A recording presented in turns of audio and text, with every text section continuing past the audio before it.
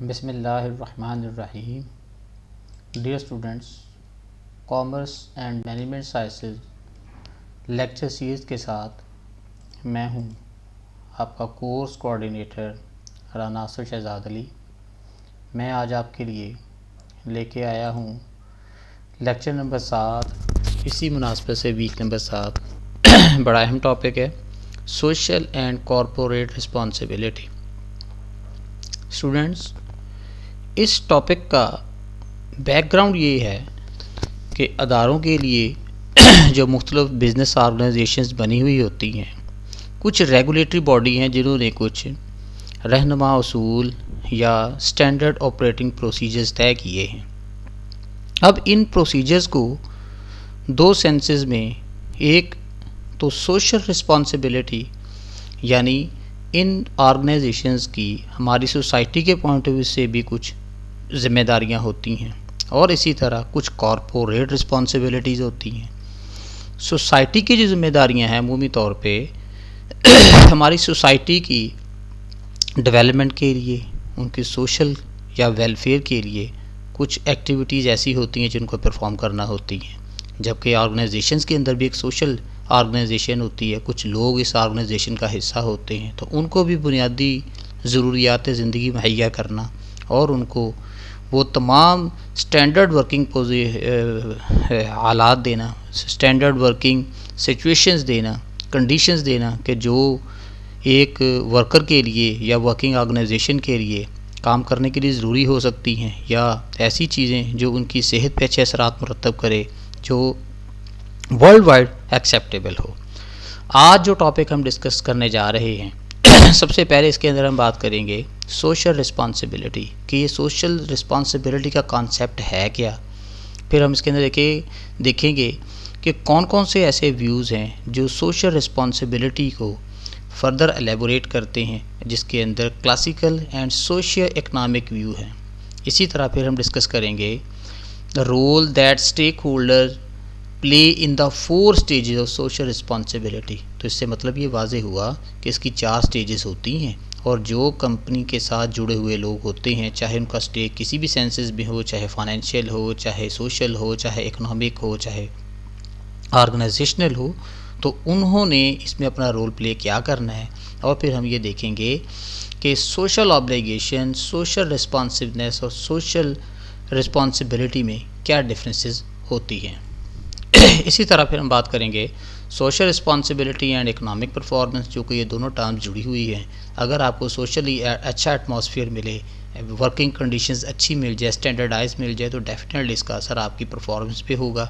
फिर इसी तरह हम डिस्कस करेंगे ग्रीनिंग ऑफ मैनेजमेंट, यानी माहौल के अंदर जो इसकी जो माहौल के अंदर ज़रूरियात होती हैं एक ऑर्गेनाइजेशन के अंदर, माहौल को आलूदा होने से बचाना, या ऐसे वर्किंग प्रोसीजर्स या ऑपरेटिंग प्रोसीजर्स अडॉप्ट करना कि जिससे आपकी फ़िज़ा वो आलूदा ना हो।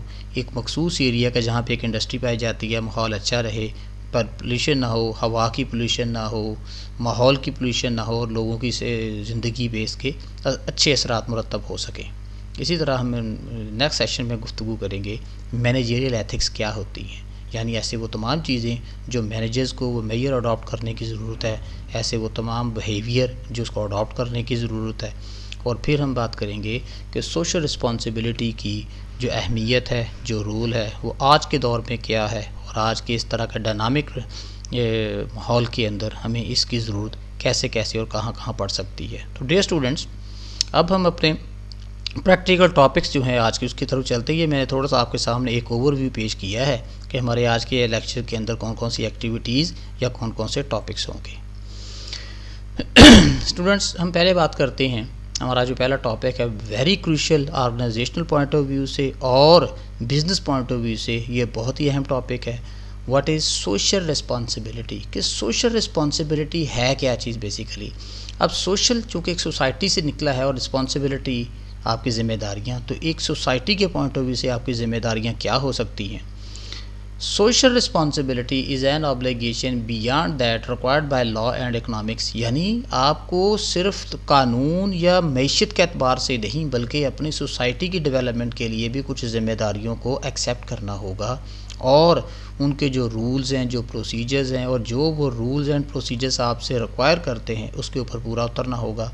For a firm to pursue long term goals, ताकि जिसको आप लंबे अरसे की अपनी जो एक्टिविटीज़ की कंडक्टिंग है या आप उसको एग्जीक्यूट करते हैं तो उसके अंदर इनको मद्देनज़र रखना होगा। That are good for the society, और ऐसी वो तमाम आदत अपनानी होंगी, ऐसी वो तमाम प्रोसीजर्स अडॉप्ट करने होंगे जो आपकी सोसाइटी के एडवांसमेंट के लिए, सोसाइटी की डेवलपमेंट के लिए, उनके लिए एक अच्छा माहौल मुहैया करने के लिए ज़रूरी होंगी। अब इसका मतलब ये हुआ कि सोशल रिस्पॉन्सिबिलिटी जो है वो बेसिकली ऑर्गेनाइजेशंस का आपकी सोसाइटी के अंदर वो मुकाम है, वो रोल है जो उनको एक पॉजिटिविटी के साथ प्ले करना चाहिए। मसलन ऑर्गेनाइजेशंस जो हैं वो ऐसी पॉलिसीज़ अडॉप्ट करें कि जिस एरिया में उनका ऑफिस है या उनका जो ऑपरेटिंग यूनिट है उस एरिया में लोगों को बेसिक फैसिलिटीज़ जो है मुहैया करने के लिए मुख्तलिफ़ सूरतों में आगे जाके इंशाल्लाह इसकी डिस्कशन होगी। सबसे पहले तो हम ये देखते हैं कि सोशल रिस्पॉन्सिबिलिटी से मुतल्लिक एक क्लासिकल व्यू क्या है। क्लासिकल जो कि पुराने दौर से चलता आ रहा है और स्टिल किसी न किसी सूरत में आज भी ये ऑपरेशनल है। Classical view, managements only social responsibility is to maximize, ये कॉन्सेप्ट क्या कहता है कि मैनेजमेंट की सिर्फ एक ही जिम्मेदारी है, टू मैक्सिमाइज द प्रॉफिट्स, जो कि एक ओल्ड थिंकिंग है। आज के दौर में जो रेगुलेटरी बॉडीज़ हैं आपसे और बहुत कुछ रिक्वायर करती हैं, क्रिएट ए फाइनेंशियल रिटर्न, यानी प्रॉफिट का मतलब क्या है, एक फाइनेंशियल रिटर्न। इन्वेस्टर जो पैसा इन्वेस्ट करते हैं बिज़नेस के अंदर, डेफिनेटली उनकी ज़रूरत होती है कि उसके ऊपर उन्हें कोई रिटर्न मिले। Bye operating the business, business को चलाने के लिए, in the best interest of the stock holders, चूँकि जो बिज़नेस के मैनेजर्स होते हैं ये रिस्पॉन्सिबल होते हैं और ये जवाबदेह होते हैं बिज़नेस के जो स्टॉक होल्डर्स हैं यानी जो ऑनर्स हैं उनको। बेसिकली इनको इनका रिप्रेजेंटेटिव भी कहा जाता है। और स्टॉक होल्डर्स कौन होते हैं, ये बिज़नेस के मालकान होते हैं। बाय सब्सक्राइबिंग द शेयर्स, वो कंपनी में शेयर ख़रीद के कंपनी के मेंबर और बाज़ सूरतों में कंपनी के एक्टिव डायरेक्टर भी बन जाते हैं। अब ये कॉन्सेप्ट बेसिकली कहता क्या है, यानी पुराने दौर से लोगों की ये सोच चली आ रही है कि बिज़नेस करने की या मैनेजमेंट की ओनली रिस्पॉन्सिबिलिटी यही होती है कि चूँकि उन्होंने एक स्टेक लिया होता है, उन्होंने बिज़नेस में पैसा इन्वेस्ट किया होता है तो उनको पैसा कमा के दिया जाए। मीन टू से कि जितने भी एसेट उन्होंने बिज़नेस के अंदर लगाए हैं, चाहे वो लिक्विडिटी फॉर्म में है चाहे वो फिक्स फॉर्म में है, तो उसके ऊपर उन्हें कुछ रिटर्न मिले। Expending the firms resources on doing social good, unjustifiably increase cost that lower the profit. अच्छा, अब ये आज के दौर की बात की जा रही है कि अगर आप अपने मैनेजमेंट की जो टीम है उनके पर्सोनल के अंदर इजाफा करते चले जाते हैं तो इससे क्या फ़र्क पड़ता है कि एक तो माहौल के अंदर या एनवायरनमेंट के अंदर बॉदरिंग होती है, आप नॉन इलेक्टेड और नॉन प्रोडक्टिव लोगों को भी इकट्ठा कर लेते हैं तो इसका नुकसान ये हो सकता है कि आपकी कॉस्ट बढ़ जाती है। दैट लोअर्स द प्रॉफिट, और ज़ाहिर सी बात है अगर किसी इदारे की कॉस्ट बढ़ जाती है तो उसका प्रॉफिट कम हो जाएगा to the owners and raise the prices to the consumers. अमूमी तौर पे कॉस्ट यहाँ पे जो कॉन्सेप्ट दिया गया है कि प्राइसेस के बढ़ने की वजूहात जो हैं वो कॉस्ट का बढ़ना भी हो सकता है। ज़रूरी नहीं है कि माहौल के अंदर होने वाली ऐसी तब्दीलियाँ जो प्रॉफिट को डिप्रेस करती हैं, बल्कि ऐसी चीज़ें भी शामिल हैं आपकी गलत पॉलिसीज़ के जिसकी वजह से कंपनी की कॉस्ट ऑफ प्रोडक्शन के अंदर अगर इजाफा हो जाए तो पर यूनिट बेस पे उस चीज़ की कॉस्ट भी बढ़ जाएगी। और डेफिनेट सी बात है कि जब किसी चीज़ की कॉस्ट बढ़ती है तो उसका प्रॉफिट भी जो है वो उसकी जो सेलिंग प्राइस भी है वो इंक्रीज़ कर जाती है। और उसकी दो ही सूरतें हो सकती हैं। बेसिकली अगर देखा जाए तो प्रॉफिट बिज़नेस के दो ही मोटिव्स होते हैं। फर्स्ट मोटिव इसका ये होता है to increase the profit and second motive इसका होता है टू लोअर द कॉस्ट। और वाकई अगर किसी एक मोटिव को आप अटेन कर लेते हैं तो दूसरा मोटिव जो है वो खुद ब खुद ही जो है कम हो जाता है। और डेफिनेट सी बात है जब चीज़ों की प्राइसेस अप हो जाती हैं तो इकोनॉमिक्स का रूल ज़रा जहन में रखिएगा।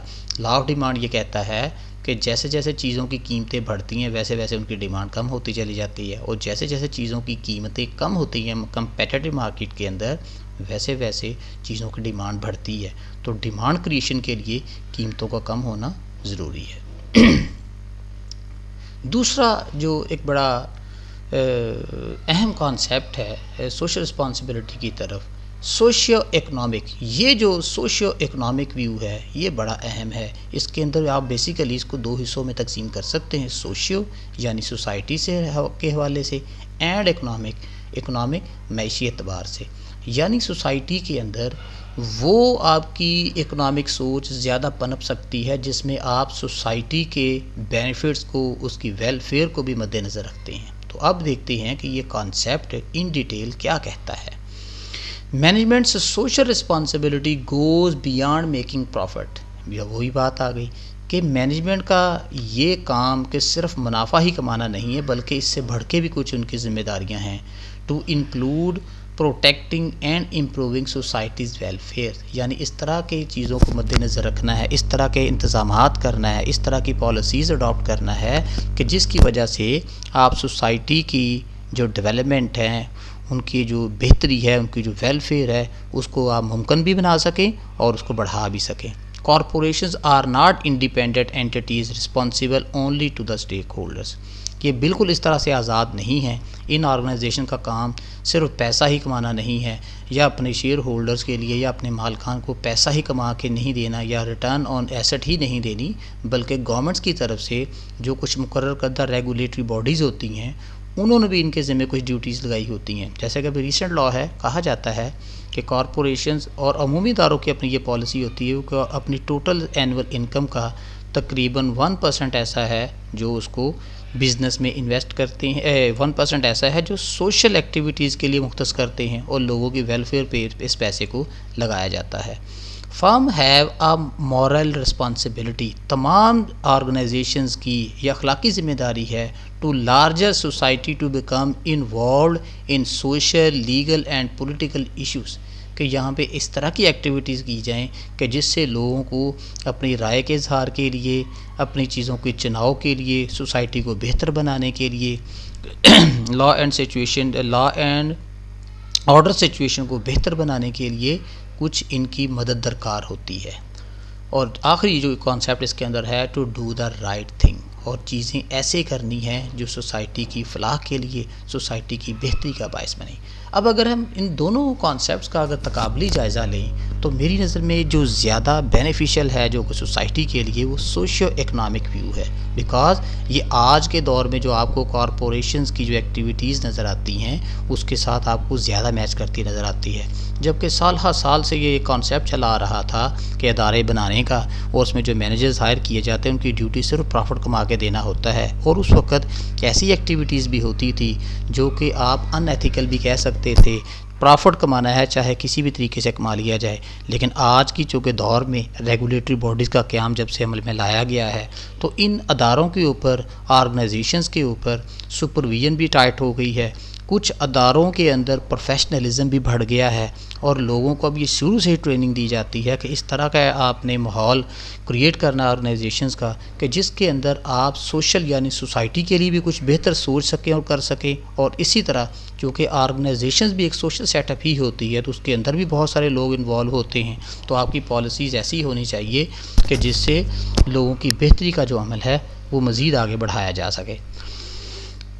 मैनेजमेंट किसको जवाबदेह होती है? To whom is management responsible, किसको जवाबदेह होती है? अगर social responsibility point of view से देखा जाए तो हम इसको 4 स्टेजेस में तकसीम कर रहे हैं। या अगर देखें आपके सामने एक मैंने ये डायग्राम दी हुई है, stage 1, stage 2, stage 3 and stage 4। Stage 1 जो है ये ऑनर्स एंड मैनेजमेंट की बात करते, चूँकि बिज़नेस ऑर्गेनाइजेशन के पीछे सारी इन्वेस्टमेंट इनकी होती है, इन्होंने पैसा लगाया होता है, लोगों को हायर किया होता है, अरेंजमेंट्स किए होते हैं, बेसिक आइडिया डेवलप किया होता है। स्टेज 2 पे एम्प्लॉइज़ होते हैं, जब पैसा लगा लेते हैं ये सारे लोग, जो एक बात तो क्लियर है कि पैसा लगा के बिज़नेस इन्होंने थोड़ी चलाना होता है, इनको एक्टिव मैन पावर की ज़रूरत होती है, स्किल्ड मैन पावर की ज़रूरत होती है, जो इस अदारे को एक सोशल एंटिटी का नाम देते हैं, उसको एक सोशल ऑर्गेनाइजेशन का सेटअप बना के देते हैं। नंबर 3 पे है constituents in the specific environment. आपने एक ऐसा माहौल जो क्रिएट करना है बिज़नेस एनालिसिस एनवायरनमेंट स्कैनिंग करने के बाद, वो बिज़नेस स्टार्ट करना है जो माहौल में, जो एरिया को, जो लोगों के मुताबिक सूट करता हो। और अमूमी तौर पे जब किसी एरिया में कोई नई इंडस्ट्री लगती है तो ये देखा जाता है कि उस अदारे की मेन जो है वो एग्रीकल्चर प्रोड्यूस क्या है, वहाँ पे लोग कितने अवेलेबल हैं, लेबर अवेलेबिलिटी कैसे मुमकिन हो सकती है, उनका स्किल लेवल क्या होगा, उनकी अवेयरनेस कितनी होगी, क्वालिफ़िकेशन एक्सपीरियंस कितना होगा।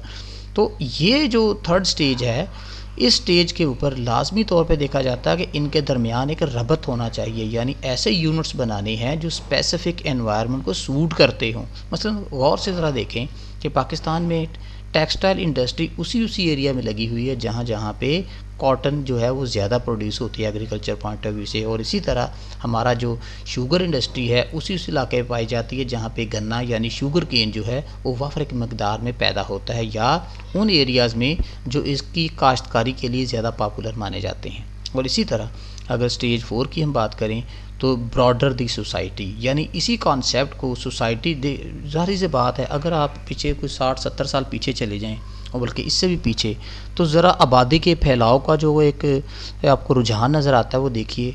आबादी हमेशा वहाँ पे बनती है जहाँ पे नई इंडस्ट्री लगती है, क्योंकि वहाँ पे लोगों को ज़्यादा रोज़गार मिलने के चांसेस होते हैं। और ये भी देखने में आया है कि अगर शहर से बाहर इंडस्ट्री लगती है तो आहिस्ता आहिस्ता वहाँ भी कॉलोनीज आबाद होना शुरू हो जाती है, क्योंकि लोगों को ज़्यादा ट्रैवल करके उस बिज़नेस सेंटरिटी में पहुँचना पड़ता है। तो इस तरह से जब नई इंडस्ट्री लगती है और नए नए कवानीन बनते हैं, उन कवानीन के ऊपर अमल दरामद शुरू होता है, तो फिर सोसाइटी को इसका बेनिफिट भी मिलना शुरू हो जाता है। सिविलाइज्ड सोसाइटी वजूद में आना शुरू हो जाती है, जो वाइब्रेंट नहीं होती बल्कि लॉ को फॉलो करने वाली, लॉ को समझने वाली और उसके ऊपर अमल दरामद करके एक बेहतरीन और पढ़ी लिखी सोसाइटी को वजूद में लाती हैं। और अगर हम इसकी डायरेक्शन का अंदाज़ा लगाएं, ये एरोज़ बने हुए हैं, इसकी तरफ देख के अंदाज़ा होता है कि जो सोशल रिस्पॉन्सिबिलिटी होती है वो अगर सेंटर में अगर इसको इक्विलिब्रियम की स्टेज में रखें तो इनकी रिस्पॉन्सिबिलिटी इम्प्लाइज़ की तरफ जो होती है वो कम होती है, ज़्यादा होती है, और जैसे जैसे ये ऑनर की तरफ बढ़ती चली जाती है ये कम होती चली जाती है। इसका मतलब ये हुआ कि social responsibility point of view से इम्प्लाइज़ को जो बेसिक नेसेसिटीज़ देनी है, जो एनवायरनमेंट देना है, हेल्थ एंड सेफ्टी की जो उनको सहूलियात मुहैया करनी है, वो ज़्यादा ज़िम्मेदारी है बजाय इसके को प्रॉफिट कमा के मालकान को दें। आज के दौर में चूँकि बहुत सारी ऐसी रेगुलेटरी बॉडीज़ मौजूद हैं जो इनके लिए कवानीन वज़ा करती हैं, फिर इनको रेगुलेट करती हैं कि इन कवानीन को उन्होंने किस हद तक इस्तेमाल कर लिया। और इसी तरह अगर माहौल की मुनासबत देखी जाए तो रिस्पॉन्सिबिलिटी जो है इस तरफ को और बढ़ रही है। उसकी वजह क्या है? इस तरह की इंडस्ट्री लगाने की ही आपको इजाज़त मिलती है जो एनवायरनमेंट फ्रेंडली हो, जो हवा के अंदर, फ़िज़ा के अंदर, माहौल के अंदर, सोसाइटी के अंदर, एरिया के अंदर किसी भी किस्म की पोल्यूशन ना फैलाने का बायस बने। और अमूमी तौर पे रेगुलेटरी बॉडी से ऐसी चीज़ों की मंजूरी लेना पड़ती है जिसको वो चेक करते हैं और आपके लिए एक स्टैंडर्ड वज़ा करते हैं कि इस स्टैंडर्ड के तहत आपने ये चीज़ बनानी है, अगर इससे बिलो हुआ तो आपको इंडस्ट्री लगाने की इजाज़त नहीं दी जाएगी। और इसी तरह सोसाइटी की तरफ जो इसकी ज़िम्मेदारी है और बढ़ती चली जाती है, चूँकि मैंने पहले भी कहा कि चूँकि नई इंडस्ट्री का लगना नई सोसाइटी के वजूद में आने की बात होती है, नई आबादियाँ बसती हैं, इससे नए टाउन वजूद में आते हैं, तो इस वजह से उनकी जो ज़िम्मेदारी है उनको बेटर फैसिलिटी मुहैया करना, अच्छी आबो हवा मुहैया करना, बेटर रोज़गार मुहैया करना, तो उनकी रिस्पॉन्सिबिलिटी में इजाफ़ा होता चला जाता है। जी स्टूडेंट्स, अब देखेंगे हम कि सोशल रिस्पॉन्सिबिलिटी का कॉन्सेप्ट बेसिकली है क्या और ये कैसे कैसे वकूफ़ पज़ीर होता है, इसकी एवोल्यूशन कैसे हुई और इस रिस्पॉन्सिबिलिटी को हम कितने हिस्सों में तकसीम कर सकते हैं। सबसे पहले तो अगर इसकी डेफिनेशन देखें कि social responsibility is an obligation, ये एक ऐसी ज़िम्मेदारी है बियॉन्ड दैट, बढ़ के इससे, required by law and economics, के जिसका तकाजा मुल्क की मैशियत या उसकी जो लॉ एंड ऑर्डर की सिचुएशन करती है, for a firm to pursue long term goals, अदारों को जो अपने बिजनेस एस्टेट्स खड़ी करते हैं उनको लंबे अरसे के लिए चलाना चाहिए। तो यहाँ से अकाउंटिंग का एक कॉन्सेप्ट भी जो है वो भी इस पे फिट आता है कि अदारों को नियर फ्यूचर के अंदर भी बिज़नेस करना चाहिए जिसको आप बेजीन में इसको नाम ना आ गया। अच्छा, for a firm to pursue long term goals that are good for society, यानी ऐसे उनको अपने ऑब्जेक्टिव सेट करने चाहिए, वो इस तरह से उनको फॉलो करना चाहिए, इस तरह की पॉलिसीज़ वज़ा करनी चाहिए कि जिससे सोसाइटी का फ़ायदा हो सके। और सोसाइटी को नुकसान पहुंचाने वाली कोई भी एक्टिविटीज़ ऐसी जो हैं उनको तर्क करना होता है। माजी में ऐसे होता रहा है, ऐसी सोसाइटीज़ बनती थी, ऐसी चीज़ें वजूद में आती थी, लेकिन फिर चूँकि रेगुलेशन स्ट्रॉन्ग होने की वजह से इन चीज़ों के ऊपर पाबंदी लग गई और रेगुलेटरी बॉडीज़ ने इनके लिए स्टैंडर्ड ऑपरेटिंग प्रोसीजर्स बनाना शुरू कर दिए और ऐसे कवानीन वज़ा करने शुरू कर दिए जिनको ये फॉलो करते थे। अब ये एक आपके सामने पार्लियामेंट बनी हुई है, अगर हम इसका एनालिसिस करें तो रिस्पॉन्सिबिलिटी जो है सबसे ज़्यादा जो है, अगर इसके बेस फैक्टर पे देखें आप, इकनॉमिक रिस्पॉन्सिबिलिटी ऑर्गेनाइजेशन की ज़्यादा है।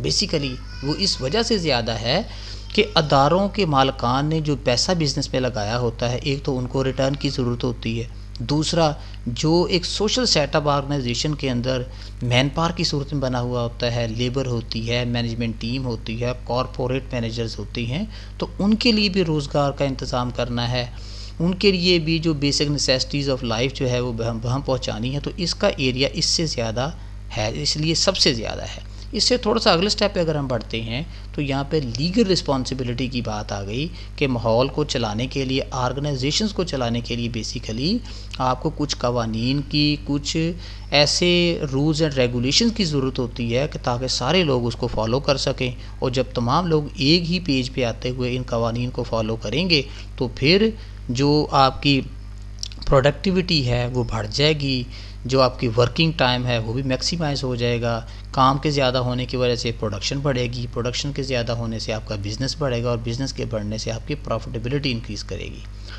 अब इससे अगले लेवल पे अगर हम ऊपर की तरफ चलते हैं तो इसका एरिया और कम हो गया, यानी ये है एथिकल रिस्पॉन्सिबिलिटी। अब एथिक्स जो है ये सोसाइटी टू सोसाइटी वेरी करते हैं। मसलन अगर हम बात करें इस्लामिक सोसाइटी की तो इस्लाम हमारे लिए कुछ और अखलाकी तकाज़ों का भी जो है वो करता है, हमसे रिक्वायर करता है, जबकि वेस्टर्न सोसाइटी के अंदर अखलाकियात के तकाज़े हमसे डिफरेंट भी हैं। तो बेसिकली ये सोसाइटी टू सोसाइटी जो है जो वेरी करता है। लेकिन यहाँ पे हम जो एथिकल रिस्पॉन्सिबिलिटी की बात करेंगे तो बेसिकली इसमें ये चीज़ होगी कि वो तमाम कॉमन प्रैक्टिसेस जो कि पूरी दुनिया में फ़ॉलो होती हैं, जो ऑर्गेनाइजेशन के मेंबर की बेहतरी के लिए या उनकी फ़लाह बहबूद के लिए हो सकती हैं, हमें ऐसे स्टैंडर्ड मुरतब करने की ज़रूरत है। और अगर एक स्टैंडर्ड इस तरह का एथिकल स्टैंडर्ड बना दिया जाए जिसको तमाम लेबर भी फॉलो करे, जिसको आपकी ऑपरेटिंग टीम भी फॉलो करे, मैनेजमेंट टीम भी फॉलो करे और ऊपर जो आपके कॉरपोरेट मैनेजर्स बैठे होते हैं वो भी फॉलो करें, तो कम से कम सोसाइटी के अंदर जो उसकी वर्किंग है उसमें एक स्मूथनिंग आएगी, उसके अंदर एक जो लॉ की प्रैक्टिस होने से बेहतरी आती है सोसाइटी के अंदर, ऑर्गेनाइजेशंस के अंदर। और इससे अगले लेवल पे अगर हम बढ़ते हैं तो ये आपके सामने है फिलैंथ्रोपिक रिस्पॉन्सिबिलिटी, बी आ गुड कॉरपोरेट सिटीज़न। अब ये गुड कॉरपोरेट सिटीज़न कैसे बन सकते हैं? जब आपके अंदर अखलाकियात की जो है वो एक हद जो है लाजमी रखी गई वो मौजूद होनी चाहिए, आप उसके प्रैक्टिशनर होने चाहिए, आपकी ऑर्गेनाइजेशन के अंदर लॉ एंड ऑर्डर की सिचुएशन भी होनी चाहिए, क्लियर वाज़े तौर पे रूल्स एंड रेगुलेशन मुरतब की हो जाने चाहिए ताकि आप उसको फॉलो करके एक अच्छे सिविलाइज्ड सिटीज़न होने का सबूत दें। और अगर इस सारी सूरत हाल को देखें और एरिया वाइज देखें तो सबसे ज़्यादा रिस्पॉन्सिबिलिटी जो है वो आपको इकोनॉमिक रिस्पॉन्सिबिलिटी नज़र आ रही है, क्योंकि इसको मैंने शुरू में बयान कर दिया है कि लोगों का फाइनेंशियल या माली स्टेक अदारों के साथ ज़्यादा होता है, चाहे वो मालकान हो, चाहे वो जॉब करने वाले हों। और स्टेक होल्डर की सूरत में गवर्नमेंट का स्टेक भी ज़्यादा होता है कि जितनी बड़ी इंडस्ट्री होगी और उसकी जितनी ज़्यादा सेल होगी तो गवर्नमेंट को टैक्स की मद में ज़्यादा कलेक्शन होती है। इसी तरह अब उस अदारे को एक प्रोफेशनल या फंक्शनल इंस्टीट्यूशन बनाने के लिए कुछ कवानीन की ज़रूरत होगी, तो इसका एरिया थोड़ा उससे कम है। लेकिन कवानीन के बगैर अदारे नहीं चल सकते, इसके लिए आपको रूल्स एंड रेगुलेशन तय करने पड़ते हैं, ऐसी अथॉरिटीज़ को भी मुकर्रर करना पड़ता है तो तमाम चीज़ों को लुक आफ्टर कर सके। इसी तरह अब ये जो आपके सामने एथिकल रिस्पॉन्सिबिलिटी है, ये इसका एरिया ज़रा कम है, लेकिन एथिक्स होने चाहिए, क्योंकि रोल मॉडल जो होते हैं, लोग रोल मॉडल्स को लाइक करते हैं, उनको फॉलो करने की कोशिश करते हैं। तो हर सोसाइटी के, मैंने पहले भी कहा कि एथिकल स्टैंडर्ड्स डिफरेंट हो सकते हैं, लेकिन चूँकि हम बिज़नेस वर्ल्ड की बात कर रहे हैं तो बिज़नेस के अंदर जो एथिकल स्टैंडर्ड्स हैं वो वही हैं जो यूरोप में भी चल रहे हैं, जो अमेरिका में भी चल रहे हैं, जो पाकिस्तान में भी हैं। और जबकि ये जो सोच है ये पहले लेवल पे जाके फिलैंथ्रोपिक रिस्पॉन्सिबिलिटी जो है, be a good corporate citizen. अब अच्छा सिटीज़न वही हो सकता है जिसको हर हवाले से सिक्योरिटी हासिल हो, एक कि एथिकली भी वो मुकम्मल होना चाहिए, कुछ चीज़ों को फॉलो होना चाहिए, कुछ करैक्टरिस्टिक्स का मालिक होना चाहिए, कानूनी पॉइंट ऑफ व्यू से भी उसकी सेटिस्फेक्शन होनी चाहिए कि एक माहौल के अंदर, एक ऑर्गेनाइजेशन के अंदर उसको सोशल जस्टिस मिलेगा, उसको ऑर्गेनाइजेशनल जस्टिस मिलेगा, एम्प्लॉयमेंट की अपॉर्चुनिटीज़ इक्वल मिलेगी, और इसी तरह फिर अगर तमाम चीज़ें होंगी तो उसकी इकॉनमी भी बेहतर हो जाएगी। तो जब ये तीनों चीज़ें हो जाती हैं तो फिर ही जाके जब इंसान की हर हवाले से सेटिस्फेक्शन होती है तो फिर ही आप सिविलाइज्ड सिटीज़न बन सकते हैं, गुड कॉरपोरेट सिटीज़न बन सकते हैं। और गुड कॉरपोरेट सिटीज़न कौन होता है? जो कानून को फॉलो करने वाला हो, कानून के मुताबिक ज़िंदगी गुजारने वाला हो, और जो एक सिविलाइज्ड सोसाइटी की करैक्टरिस्टिक्स होती हैं वो भी फिर उन सिटीज़न्स में आ जाती हैं।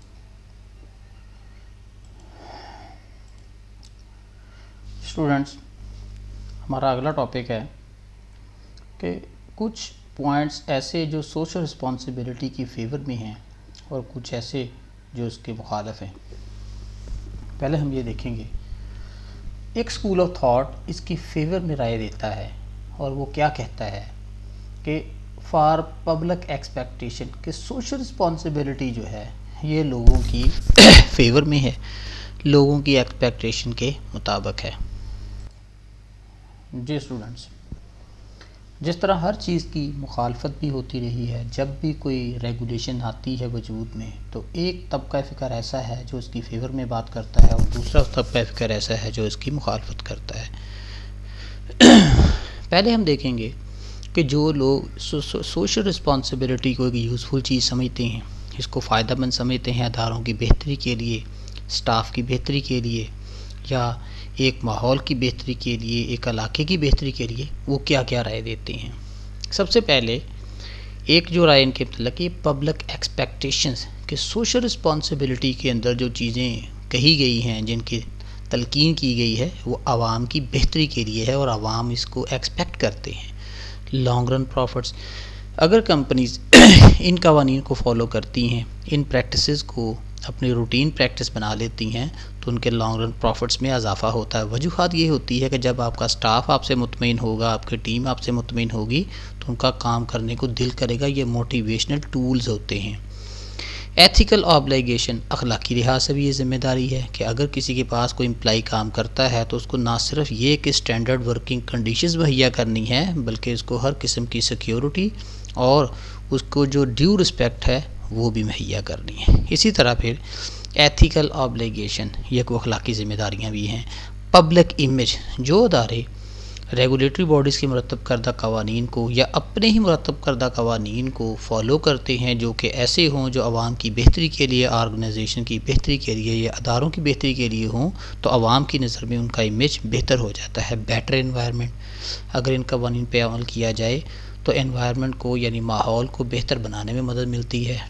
डिस्करेजमेंट ऑफ फर्दर, और जो चीज़ें बैड प्रैक्टिसेस हैं, बैड रूटीन्स हैं लाइफ के अंदर, ऑर्गेनाइजेशंस के अंदर या बिज़नेस की एग्जीक्यूशन के अंदर, उनको ख़त्म करने में मदद मिलती है। और government regulations, balance of responsibility and power, जो ज़िम्मेदारियां हैं या जो आपकी अथॉरिटीज़ हैं उनके दरमियान एक बैलेंस कायम करने का मौका मिलता है, क्योंकि कोई शख्स भी या कोई अथॉरिटी भी इतने इख्तियारात की मालिक तो नहीं ना हो सकती कि तमाम चीज़ों को लुक आफ्टर कर ले। तो इससे बेहतर ये होता है कि चीज़ों के दरमियान एक बैलेंस या एक इक्वलिटी लाने की जो एक कोशिश है उसको करार दिया जाता है। स्टॉक होल्डर इंटरेस्ट, ये बिज़नेस के मालकान जो होते हैं उनकी भी फेवर की बात होती है, क्योंकि अदारे के मुलाजमीन जो हैं अगर खुश होंगे तो वो अपनी ज़्यादा तगदो से काम कर सकेंगे, बेटर मोटिवेटेड होंगे। पोजेशन ऑफ रिसोर्स, अदारे की तहवील में ज़्यादा एसेट्स होते हैं चूँकि उनकी लुक आफ्टर करना भी तो एक इशू होता है। और अगर आप एम्प्लॉइज़ के या अपनी ऑर्गेनाइजेशनल टीम के हकूक़ का ख्याल नहीं रखेंगे तो डेफिनेटली फिर आपके जो रिसोर्सेज हैं, आखिर मैन पावर भी तो एक रिसोर्स होती है, उसमें भी कमी आ सकती है। और आखिरी जो है superiority of prevention over cure यानी जो मसाइल होते हैं, जो बीमारियां होती हैं, उनको हल करने में, मसाइल को वहाँ से रिमूव करने में और लोगों को बेहतर सहूलियत मुहैया करने में मदद मिलती है जी। इसके बाद है हम देखेंगे कि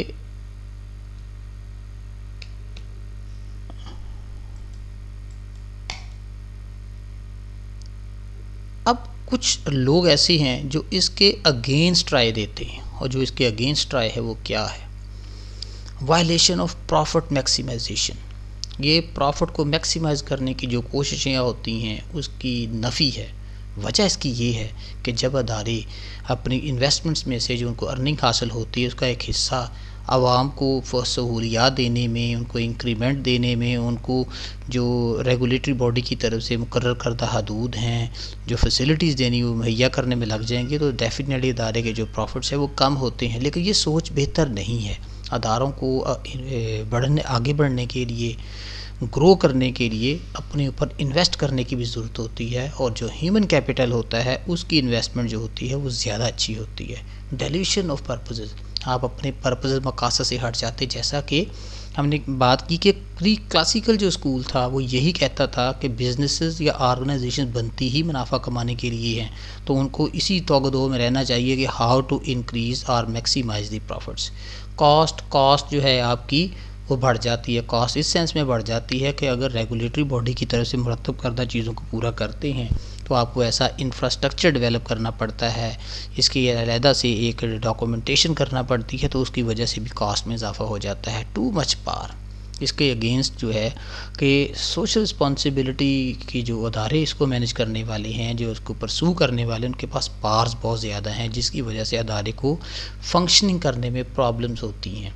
लैक ऑफ स्किल्स, वो लोग ये भी कहते हैं कि लोगों को इन प्रैक्टिसेस को प्रैक्टिस करने के लिए जिन स्किल्स की ज़रूरत है, जिस नॉलेज की ज़रूरत है और जिस रिवीजन की ज़रूरत है, लोगों के अंदर इस चीज़ की भी कमी होती है। जबकि लैक ऑफ अकाउंटेबिलिटी, आखिरी पॉइंट जो है कि यहाँ पे इस चीज़ को चेक करना, स्टैंडर्ड के मुताबिक मेंटेन करना, इसको मुश्किल गर्दाना जाता है। हालांकि ऐसे नहीं होता जब आप चीज़ों की प्रैक्टिस करते हैं। जैसा कि पहले लेक्चर में मैंने डिस्कस किया था कि लर्निंग कर्व थ्योरी यही कहती है कि जब आप किसी चीज़ की प्रैक्टिस करते हो और रोज़मर्रा बुनियादों पे करते हैं तो एक टाइम ऐसा आता है कि you will become expert in that particular activity, कि बारहा करने से आपके अंदर एक सेंस ऑफ क्रिएटिविटी पैदा होती है, एक तजर्बा पैदा होता है, या तजर्बाकार हो जाते हैं, आपकी वर्किंग स्पीड बेहतर हो जाती है, फंक्शनैलिटी और आपकी चीज़ों को परसू करने की जो स्पीड है वो बेहतर हो जाती है। तो इसके फ़ायदे हैं जी स्टूडेंट्स। अगला जो हमारा अहम इशू है, from obligation to responsiveness to responsibility, यानी ये एक सोच है, एक प्रोसेस है कि जब अदारे इस चीज़ को अपनी ज़िम्मेदारी ख्याल करेंगे, जब ज़िम्मेदारी ख्याल करेंगे तो वो इस तरह का इंफ्रास्ट्रक्चर प्रिपेयर करने की कोशिश करते हैं जिसके अंदर ये तमाम रेगुलेशंस को इम्प्लीमेंट किया जाए। इम्प्लीमेंट करने के बाद इसको एवेल्यूएट किया जाए और देखा जाए कि जिस मकसद के लिए हमने इन चीज़ों को यहाँ पे इम्प्लीमेंट किया था, क्या इनके नताइज भी हासिल हो रहे हैं कि नहीं हो रहे। और जब बारहा आप इन चीज़ों की प्रैक्टिस करेंगे तो आप सोशली रिस्पॉन्सिबल जो हैं वो कहलाएंगे। अब यहाँ पे तीन जो कॉन्सेप्ट हैं इनका जायज़ा लेने की ज़रूरत है, और वो तीनों जो हैं इस मेन हेडिंग के अंदर मौजूद हैं कि सोशल ऑब्लिगेशन किस चीज़ का नाम है, सोशल रिस्पॉन्सिवनेस किसे कहते हैं, और सोशल रिस्पॉन्सिबिलिटी क्या चीज़ है। तो सोशल ऑब्लिगेशन का लफ्ज़ी मतलब तो ये हुआ the obligation of a business to meet its economic and legal responsibilities, यानी बुनियादी तौर पर अदारे की जो ज़िम्मेदारियाँ होती हैं, जो टीम वहाँ मौजूद होती है, जिनको स्पेसिफिक टास्क दिए जाते हैं ऑर्गेनाइजेशन के अंदर, वो बिजनेसेस के जो मईशी और कानूनी जो उनके पहलू हैं उनको ज़्यादा मद्देनज़र रखते हैं, और कानून की अच्छी प्रैक्टिस से और अच्छे इकनॉमिक डिसीजन से बिज़नेस के प्रॉफिट्स को बढ़ाने की कोशिश की जाती है। तो बुनियादी तौर पे सोशल ऑब्लिगेशन जो है ये प्राइमरी एक्टिविटीज़ होती हैं जो बिज़नेस को कैरी ऑन करती हैं, इसको एग्जीक्यूट करती हैं और इसकी तकमील के लिए ज़्यादा से ज़्यादा तगोदो करती हैं। दूसरी चीज़ होती है जिसमें सोशल रिस्पॉन्सिवनेस का लफ्ज़ी मतलब है कि आप इन चीज़ों को किस हद तक बिलीव करते हैं कि ये बेहतरी है, इनको कितना अच्छा एडमायर करते हैं। When a firm engage in social actions, यानी सोसाइटी की बेहतरी के लिए अगर कोई वो ऐसा प्रोग्राम लॉन्च करते हैं या कोई एक्टिविटीज़ अपनाते हैं in response to some popular social needs, और वो सोशल नीड्स पॉपुलर क्या हो सकती हैं। मसलन आज की सोसाइटी में देखें, हमारे इधर अपनी सराउंडिंग्स में देखें, बहुत सारे इदारे ऐसे हैं जिन्होंने ट्रस्ट हॉस्पिटल्स जो है वो बनाए हुए होते हैं, इस चीज़ को देखते हुए कि एरिया में कोई अच्छा हेल्थ फैसिलिटी देने वाला कोई इंस्टीट्यूशन मौजूद ना हो। इसी तरह कुछ इदारों ने ट्रस्ट स्कूल बनाए होते हैं जहाँ पे गुरबा या जो लेबर होती है उनके बच्चे तालीम हासिल कर सकते हैं। इसी तरह से छोटी छोटी डिस्पेंसरियाँ भी होती हैं, या लोगों के अंदर स्किल को पैदा करने के लिए, स्किल को डेवलप करने के लिए पॉलीटेक्निक इंस्टीट्यूशंस वगैरह बनाए जाते हैं। तो अदारे इस चीज़ों के अंदर भी इन्वेस्ट करते हैं। फैसलाबाद के अंदर बहुत सारे इदारे ऐसे बने हुए हैं जो इंस्टीट्यूशनल भी हैं और जिनका ताल्लुक़ इंडस्ट्रीज़ के साथ है, और जो लोगों की अंदर स्किल पैदा करने का और इसको डेवलप करने का बाइस बन रहे हैं। सोशल रिस्पॉन्सिबिलिटी, आ बिज़नेस इंटेंशन, यानी एक बिज़नेस का वो इरादा beyond it's legal and economic obligation, इस कतई नज़र इसके कि एक अदारे की मेन रिस्पॉन्सिबिलिटी जो कि हमने सोशल ऑब्लिगेशन में देखा था कि वो इसकी मैशी हालत को बेहतर बनाना है या उसकी जो कानून के मुताबिक अमल दरामद है, इससे हट के अगर देखा जाए तो सोसाइटी के लिए भी ऑर्गेनाइजेशन को रिस्पॉन्सिबल बनाया जाता है कि वो लोगों की फलाह के लिए ऐसे प्रोग्राम लॉन्च करें या ऐसे इंस्टीट्यूशन चलाएं और फिर उनको प्रॉपरली एग्जीक्यूट करें। एक चीज़ जो पॉलिसी बन जाती है तो पॉलिसी बनने के बाद इम्प्लीमेंटेशन ज़्यादा जो अहमियत की हामिल हो जाती है, तो सिर्फ पॉलिसी मेकिंग तक ही ना रहें बल्कि उसको प्रैक्टिकली इम्प्लीमेंट करें और उसके अंदर फिर तातल ना आने दें, ये ज़्यादा अहम चीज़ होती है। तो अब ये जो हमने इसको तीनों कॉन्सेप्ट्स को देख लिया है, हम स्टूडेंट्स अब नए नेक्स्ट स्टेप की तरफ चलते हैं। डज सोशल रिस्पॉन्सिबिलिटी पे, यानी इसकी लागत क्या हो सकती है। क्या जब कंपनियां सोशली रिस्पॉन्सिबल हो जाती हैं, इन प्रैक्टिसेस को अपना लेती हैं, अपने अदारे का मेन कोर एक्टिविटीज़ में शामिल कर लेती हैं, तो क्या अदारों को इसकी कोई लागत भी पे करना पड़ती है। तो डेफिनेटली अदारे के अखराजात तो आते हैं, लेकिन इसके साथ साथ इनको एक बेनिफिट भी हासिल होता है कि जो इनकी एम्प्लॉइज़ हैं उनके लिए एक मोटिवेशनल टूल है। क्यों, पहले भी डिस्कशन कर चुका हूँ कि जब किसी अदारे के पास जो एम्प्लॉइज़ काम करते हैं उसकी उसी वर्किंग कंडीशन के अंदर रहते हुए मुख्तलिफ़ किस्म की ज़रूरियात जब पूरी होती हैं और इनको इधर उधर नहीं भागना पड़ता, तो वो वहाँ पे स्टे करते हैं और अपनी एफ़र्ट्स को पॉजिटिव सेंसेस में यूज़ करते हुए उस अदारे की बेहतरी के लिए काम करते हैं।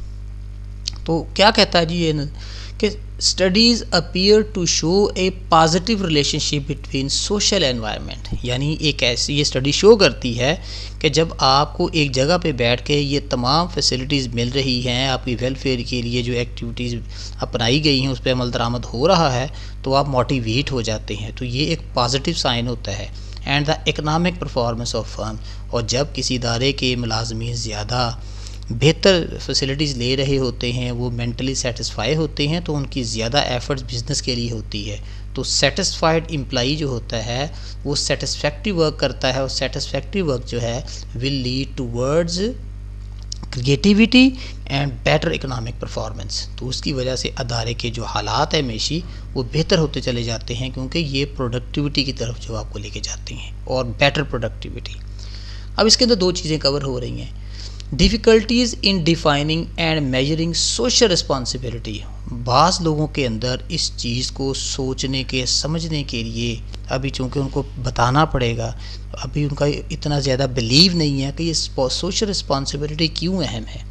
And economic performance raise issue of validity and causation in the study, यानी इनके दरमियान जो एक पॉजिटिव रिलेशन बयान किया गया है, तो हमें इसको सोचने की ज़रूरत है। मैंने आसान अल्फाज में आपको समझाने की कोशिश की है कि जो सेटिस्फाइड एम्प्लॉई होता है वो जब फिज़िकली भी, फाइनेंशियली भी और मेंटली भी सेटिस्फाई होगा, तो उसका जो तवज्जो है वो काम की तरफ या अपनी प्रोडक्टिविटी की तरफ ज़्यादा होती है।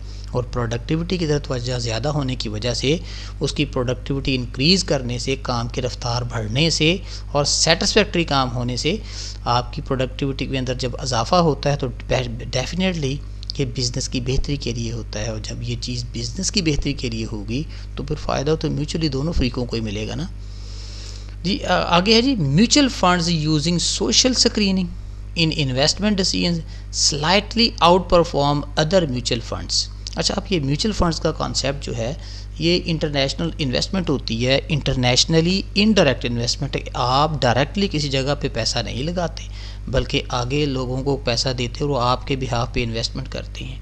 इसका फ़ायदा ये होता है कि ये ऑफशोर इन्वेस्टमेंट्स होती हैं और अमूमी तौर पे जो इन्वेस्टमेंट करने वाले का नाम इसमें ज़ाहिर नहीं किया जाता बल्कि इसको सीगा राज में रख लिया जाता है। तो ये स्पेशल जो आपके सेक्टर्स होते हैं इसमें सरमायाकारी करते हैं, जिसके अंदर आपको स्पेशल इंडस्ट्रियल जोन के अंदर ज़मीन भी मिल सकती है, टैक्सेशन भी कम होती है, गवर्नमेंट की तरफ से रिबेट्स भी मिलती हैं, बहुत सारी आपको प्रिविलेजेस मिल जाते हैं। A general conclusion is that, इसके मतलब जो आम सोच है वो ये है, uh firms social action do not harm its long term performance. हालांकि ये चीज़ आम लोग नहीं समझते, उनके ज़हन में यही आइडिया है कि अगर हम सोशल रिस्पॉन्सिबिलिटी के जो कवानीन है या जो इसकी रेगुलेशंस हैं इसको अपनाएंगे, इसके ऊपर अमल दरामद करेंगे तो हमारी ला कास्ट में इजाफा हो जाएगा। लेकिन इसके इक्विवेलेंट अगर आप ये चीज़ भी देखें कि जब आपके एम्प्लॉइज सेटिस्फाइड होंगे, उनको बेटर हेल्थ फैसिलिटीज़ मिल रही होंगी, उनको एक एथिकल रूल्स के तहत परफॉर्म करने का मौका मिल रहा होगा, वो सोशल जस्टिस या आपकी ऑर्गेनाइजेशनल जस्टिस को जो फील करेंगे तो फिर उनकी जो परफॉर्मेंस है वो बेहतर हो जाएगी। और अदारों की परफॉर्मेंस बेहतर होती है एम्प्लॉइज़ की वर्किंग परफॉर्मेंस बेहतर होने से, और जब वो बेहतर हो जाती है तो डेफिनेटली फ़ायदा तो फिर अदारों को ही होता है। तो इसका मतलब ये हुआ कि अगर आप इस पे इन्वेस्ट करते हैं और फॉर द टाइम बिंग अगर आपको लगता है कि इसके ऊपर सरमायाकारी हो रही है और ख़र्चा आ रहा है, लेकिन ये चीज़ कोई बुरी नहीं होती, इसके जल्द ही असरात जो है अदारे की बेहतरी की सूरत में या उसकी परफॉर्मेंस बेहतर होने की सूरत में ज़ाहिर होने लग जाते हैं। स्टूडेंट्स, अब नेक्स्ट कॉन्सेप्ट जो है हमारा इसके अंदर बड़ा अहम है, ये माहौलियात के हवाले से है कि हमें माहौल को बेहतर बनाने के लिए, अपनी आबो हवा को बेहतर बनाने के लिए क्या क्या मेजर्स अख्तियार करने की ज़रूरत है। और ये ग्रीनिंग ऑफ मैनेजमेंट का कॉन्सेप्ट बेसिकली कहता क्या है, यानी जो एटमॉस्फेयर के अंदर इतनी ज़्यादा ओजोन की ये जो कार्बन डाइऑक्साइड गैसेस वगैरह जो हैं वो शामिल हो रही हैं, हमारी हवा, हमारा माहौल आलूदा हो रहा है जिसमें हार्ड नेचर का फुजला भी है, हवा के अंदर भी हम मतलब इंडस्ट्रीज़ का धुआं वगैरह जाता है। तो इसके लिए एक रेगुलेशंस बनाने की ज़रूरत है कि जिससे हम अपने माहौल को ग्रीन एंड क्लीन रख सकें। The recognition of the close link between an organization's decision, यानी एक करीबी ताल्लुक़ कायम करना कि जो आपकी ऑर्गेनाइजेशन के फ़ैसले होते हैं और जो उनकी एक्टिविटीज़ होती हैं, यानी अच्छी एक्टिविटीज़ का आकाश ही अच्छे फ़ैसले होते हैं। अगर आपकी एक्टिविटीज़ सही ना हो तो फिर फ़ैसले बेहतर नहीं हो सकते। And its impact on natural environment, और इसका असर जो है वो नेचुरल एनवायरनमेट में पड़ता है। आजकल भी आपने देखा होगा कि बहुत सारे इदारे हैं, मसलन जैसे ही ये आपके मुल्क में स्प्रिंग सीज़न आता है तो एक शजरकारी मुहिम स्टार्ट हो जाती है अदारों के अंदर माहौल को ग्रीन रखने के लिए। चूँकि आप लोग सभी जानते हैं कि ज़्यादा ग्रीनरी से ऑक्सीजन ज़्यादा पैदा होती है और ऑक्सीजन ज़्यादा होगी तो हमें ज़्यादा अच्छी जो है अपनी मतलब सांस लेने के लिए, हमारी हेल्थ के लिए वाफर मकदार में ऑक्सीजन अवेलेबल होगी। तो अदारों को सोशली और लीगली रिस्पॉन्सिबल बनाया जाता है कि वो इस किस्म के अरेंजमेंट्स करें कि जिससे हालात को, हवा को, माहौल को आलूदा कम से कम होने दिया जाए, यानी बचाया जाए। अब एक चीज़ और भी है, एक रेगुलेशन बन चुकी हुई है कि ऐसी इंडस्ट्री कि जिसकी वजह से ज़्यादा पोल्यूशन क्रिएट होती है उसको फिर शहरी हदूद से बाहर निकाल दिया जाता है। मसला हमारे यहाँ पे देखें आप, टेंडरी यानी चमड़ा बनाने के या चमड़ा रंगने वाले जो कारखाने हैं उनको शहरी आबादियों से दूर जाके यूनिट लगाने के लिए कहा जाता है। वजह इसकी ये होती है कि वो जब चमड़ा को रंगने के लिए मुख्तलिफ़ किस्म के केमिकल्स यूज़ होते हैं तो वो बड़े जहरीले होते हैं और उसके असरात इंसानी सेहत पे और हवा के अंदर बहुत ज़्यादा देर तक रहते हैं। तो इसलिए इनको बाहर निकाल दिया जाता है सिविलाइज्ड आबादियों से, ताकि लोगों की सेहत पे कम से कम नुकसानदेह असरात मुरतब हो सकें। Global environment problem facing managers, यानी ग्लोबल एनवायरनमेंट के इश्यूज़ क्या हैं, ये इतनी जो मैंने डिस्कशन की है वो आपकी आबो हवा के हवाले से देखें, लिखा भी हुआ है। एयर पोल्यूट हो जाती है, वाटर एंड सॉइल पोल्यूशन, यानी ज़मीन के अंदर भी ये कसावतें चली जाती हैं। जैसे मैंने अभी आपको चमड़ा रंगने के केमिकल्स की बात की है, फ्राम टॉक्सिक वेस्ट से, ऐसी जहरीले मवाद जो ज़मीन में जज़ब हो जाते हैं, जो फिर आपकी हवा का, पानी का और मिट्टी के आलूदा होने का बायस बनते हैं। फिर इसी तरह global warming from green house gas emissions, यानी ऐसी गैसेस का अखराज जो कि फ़िज़ा के अंदर और हवा के अंदर जहरीले मवाद को या उनके असरात को शामिल कर रहे हैं। और जब हम ऐसी हवा में या ऐसे माहौल में सांस लेते हैं तो यही जो नुकसानदेह मवाद है, हार्मफुल वेस्ट्स हैं, ये सांस के साथ हमारे अंदर चली जाती है और हमारे अंदर बहुत सारी बीमारियाँ पैदा करने का बायस बनती हैं। नेचर रिसोर्स डिप्लीशन, और इसकी वजह से फिर क्या होता है, जो कानून कुदरत ने हमें चीज़ें दी हुई हैं, कुदरत के ज़खायर हैं जो इंसान की फ़लाह या बेहतरी के लिए हैं, उनके अंदर कमी वाक़ई हो रही है। जैसे हमारी इंडस्ट्रीज़ का जितना भी फुजला होता है वो दरियाओं में जाता है और दरियाओं का पानी अल्टीमेटली समंदर में जा गिरता है। तो समंदर के आलूदा होने का मतलब है कि तकरीबन पूरी यूनिवर्स जो है यह आलूदगी उसको नुकसान पहुँचा रही है। How organisations go green.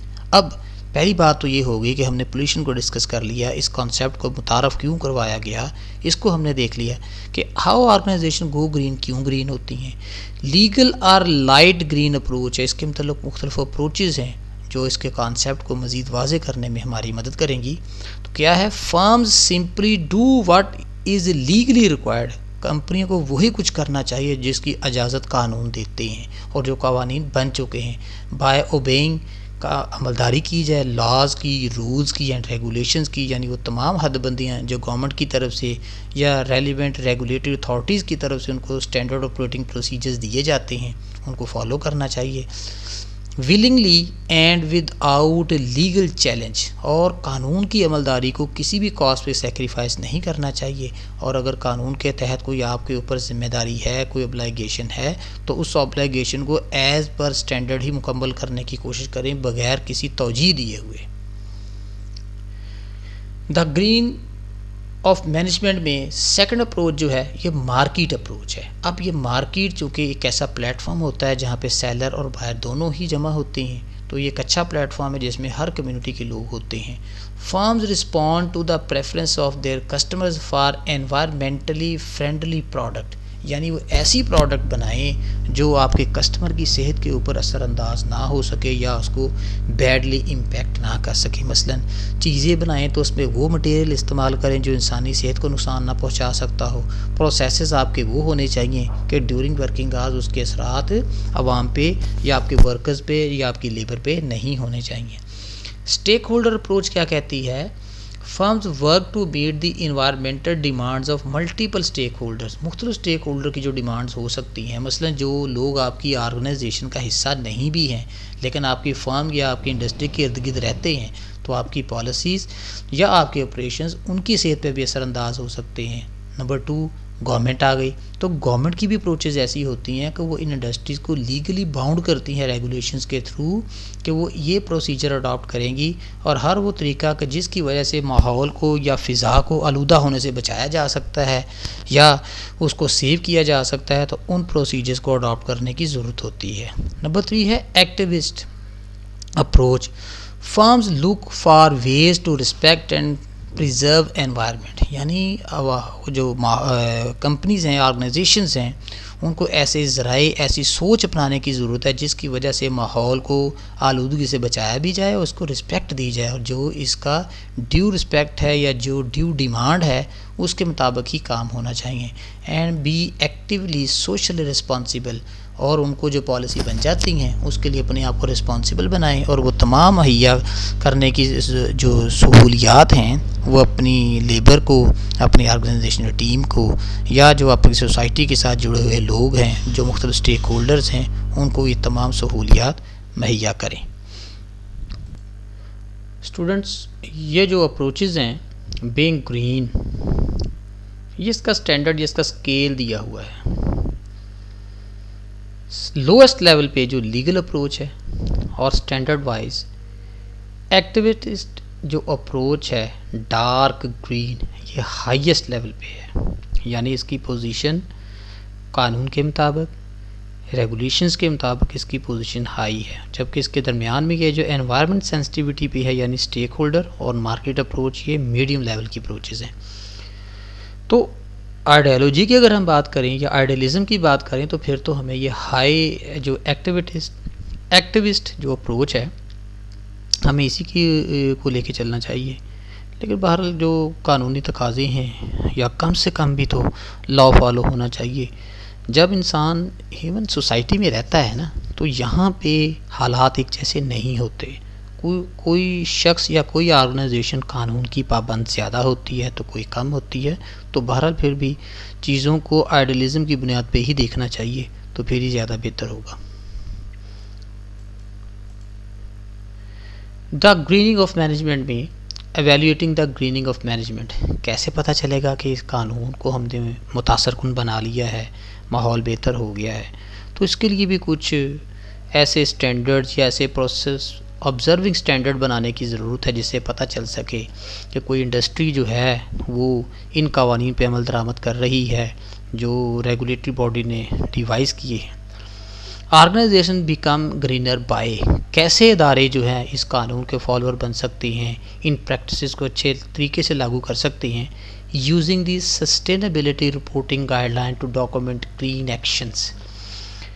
जैसे अभी हम देखते हैं कि जब ये गर्मियों का सीज़न शुरू होता है तो पाकिस्तान के अंदर डेंगू से जो बचने के लिए हिफाजती इक़दामात जो हैं, कोड ऑफ प्रोटेक्टिव प्रोसीजर्स जो हैं, ये अदारों को भिजवाए जाते हैं, स्कूलों में, कॉलेजेस में, नर्सरीज़ में, या ऐसी जगह जहाँ पे पब्लिक की गैदरिंग होती है तो वहाँ पे स्प्रे करवाया जाता है। तो बिल्कुल इस तरह से अदारों को गाइडलाइन भिजवाई जाती है कि वो ग्रीन एनवायरनमेंट को नीट एंड क्लीन रखने के लिए, ट्रांसपेरेंट रखने के लिए इंतज़ाम करें, और कम से कम ऐसी चीज़ें होनी चाहिए जो हवा को, माहौल को, एनवायरनमेंट को जो आलूदा कम से कम करें। इसके लिए एक ISO स्टैंडर्डाइजेशन सीरीज़ है जिसको 14001 यानी 14001 ISO सीरीज़ कहा जाता है। ISO एक इंस्टीट्यूशन है जो इंटरनेशनल स्टैंडर्डाइजेशन ऑर्गेनाइजेशन को कहते हैं। ये 2 किस्म के स्टैंडर्ड मुरतब करता है। जब भी कोई कंपनी क्लेम करती है कि ये ISO सर्टिफाइड है तो वो 2 चीज़ें क्लेम कर रही होती है कि या तो उनकी बनी हुई प्रोडक्ट जो है वो इंटरनेशनली स्टैंडर्डाइज्ड होती है, या जो चीज़ें बनाई गई हैं उनके प्रोसेसेस जो हैं वो भी स्टैंडर्डाइज्ड हैं। तो जो प्रोसेसेस को देखने वाले स्टैंडर्ड्स हैं वो 14000 सीरीज़ के हैं, और जो प्रोडक्शन को इंटरनेशनल क्वालिटी स्टैंडर्ड्स के मुताबिक जो उनको चेक करते हैं, उनके क्वालिटी इमेजेस देखते हैं, उसको हम 9000 सीरीज़ कहते हैं। Adopting ISO 14001 standards for environmental management, तो इसके लिए जो एनवायरनमेंट की प्रोटेक्शन के लिए उसको सेफ़, नीट एंड क्लीन रखने के लिए जो स्टैंडर्ड्स हैं वो 14001 सीरीज़ के हैं। ये प्रोसेस स्टैंडर्ड्स हैं, इनके ऊपर अमल दरामद करके हम अपने माहौल को बेहतर बना सकते हैं। Being named as one of the 100 most sustainable corporation in the world, और इसके मुताबिक कहा गया है कि कौन कौन सी इंडस्ट्रीज़ ऐसी हैं, इनकी प्रॉपर एक लिस्ट बनती है जिसमें जो इसके कंप्लेनेंट्स होते हैं उनके नाम दिए जाते हैं जिनकी सर्विसेज अच्छी हैं। तो दुनिया की 100 टॉप कंपनीज जो हैं उनके नाम इसके अंदर मौजूद हैं जो इन कवानीन को मद्देनज़र रखते हैं, जो पोल्यूशन को कम से कम करने का बायस बन रहे हैं। 4th इशू है the most important one, managerial ethics, यानी जो कंपनी के कर्ता धर्ता होते हैं, जो मैनेजमेंट टीम होती है, ऑर्गेनाइजेशनल हेड्स होते हैं, वो कुछ इस तरह के कवानीन बनाएंगे, उनको इम्प्लीमेंट करेंगे, और सबसे बढ़ के उनकी अपनी ज़ात के अंदर ये चीज़ होनी चाहिए कि वो जो एथिक्स यानी जो स्टैंडर्ड्स वो बनाएं उनके ऊपर अमल दरामद करने वाले भी हों और लोगों से भी करवाएं। सबसे पहले तो हम ये देखेंगे कि एथिक्स कहते किसे हैं। एथिक्स मीन प्रिंसिपल्स, ऐसे कवानीन, वैल्यूज़ यानी ऐसी रवायात, एंड बिलीव्स या इंसान के अकीदे, that define what is right, जो इस चीज़ की वजाहत करें कि क्या चीज़ सही है, एंड रॉन्ग बिहेवियर, या कौन सा रवैया हमारा बुरा है, इनको एथिक्स कहते हैं। तो ऐसे ही होता है जैसे झूठ ना बोलें, ये एक अच्छी बात है कि आपको सिखाया जाता है कि झूठ से बचना चाहिए। इस तरह बड़ों के साथ अच्छा सलूक करें, गुरबा के साथ नरमी से पेश आएँ, छोटों के साथ शफ़क़त से पेश आएँ। तो ये वो वैल्यूज़ हैं जो इंटरनेशनली रिकग्नाइज्ड हैं और हर सोसाइटी में इसकी तालीम ऐसे ही दी जाती है। तो अमूमी तौर पे एथिक्स उन कवानीन को, उन प्रैक्टिसेस को, उन बिलीव्स को कहा जाता है जो हर सोसाइटी में बेहतर मानी जाती हैं, जिसके अंदर जो है आप अच्छी प्रैक्टिसेस, अच्छी जो आदत अपनाते हैं जो हर जगह एक्सेप्टेबल होती हैं।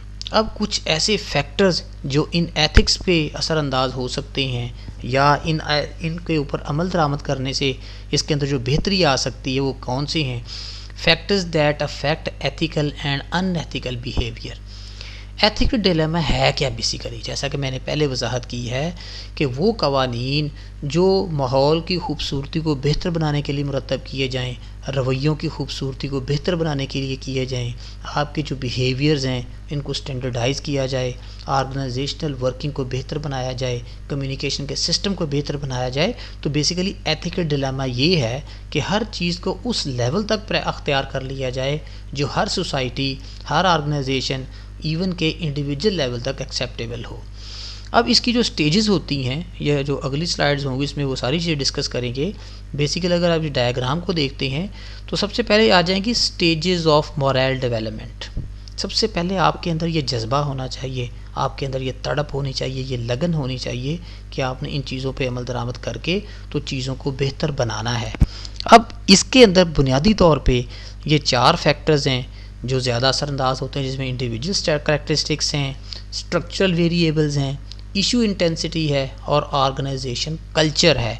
ये बुनियादी तौर पे 4 चीज़ें मिलके ये फैक्टर ऐसे हैं जो ऐसे एथिक्स हैं उनको बनाने में, उनको रेगुलेट करने में, उनको इम्प्लीमेंट करने में और उसके मुताबिक फिर माहौल की बेहतरी या ऑर्गेनाइजेशन का जो इंटरनल एनवायरनमेंट होता है उसको बेहतर बनाने में मदद करते हैं।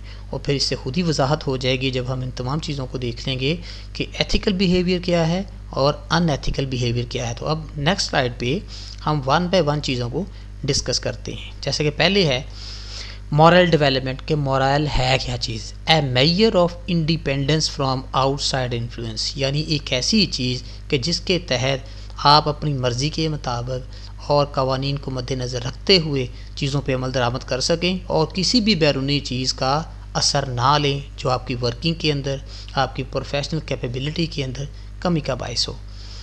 Levels of individual moral development ने इसके 3 लेवल्स हैं। ये नीचे मैंने एक डायग्राम दी हुई है, इसके अंदर आप देख सकते हैं टेबल के अंदर कि अपनी इंटेंसिटी के लिहाज से, अपनी अहमियत के एतबार से और अपनी एप्लीकेबिलिटी के लिहाज से इनके 3 लेवल्स हैं।